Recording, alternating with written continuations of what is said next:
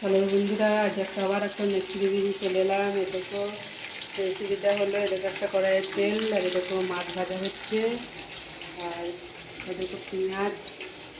তো আমি পেঁয়াজ কাটা দিয়ে দিলাম, পেঁয়াজ কাটা দিয়ে দিলাম। তোমরা দেখতে থাকো। দেখি যে মাছ ভাজা হচ্ছে। তো এটা তো হলুদ দিয়ে দিলাম, দিয়ে দিলাম, দেখতে পাচ্ছ। তো এই দেখো এই তেলটা আছে, তেলটা আবার দিয়ে দেবো একটু নেড়ে। মাছের তেল আছে,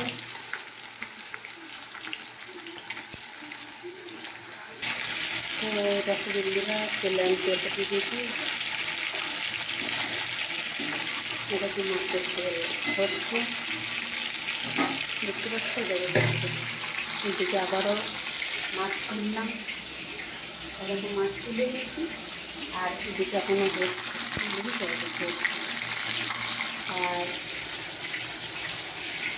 এই আলুটা দিয়ে রেসিপি হবে, আমরা দেখতে থাকুন।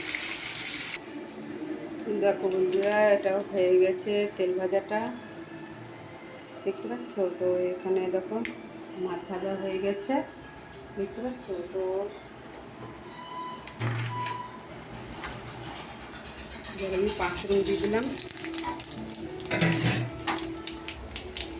আলুগুলা টমেটো যে কাটা ছিল সেটা এবার আমি দিয়ে দেবো।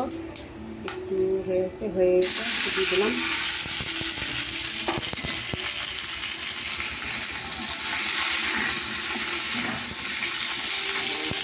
ঠিক আছে বন্ধুরা, তেজপাতা হয়ে গেছে। তো এবার জিরে দিয়ে দিলাম, আর দিয়ে অল্প একটু নিচে লঙ্কা দিয়ে দিলাম।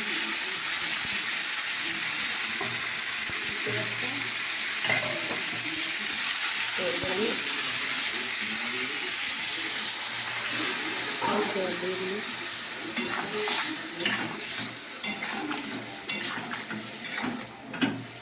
এবার একটু হোক। দেখো বন্ধুরা, রান্নাটা হয়ে গেছে, নাড়া হয়ে গেছে, কষা হয়ে গেছে। এবার আমি জল দিয়ে দিলাম, বুঝতে পারলে। তো দেখো বন্ধুরা, রেসিপিটা কেমন লাগলো। তো এবার আমি মাছ কটাকে দিয়ে দেবো, বুঝছো। মাছ কটাকে দিয়ে দিচ্ছি। তো দেখো বন্ধুরা, তোমাদের রেসিপিটা কেমন লাগলো অবশ্যই জানাবে। তো ভালো যদি লাগে লাইক শেয়ার কমেন্ট করে জানাবে। Tata, bye bye.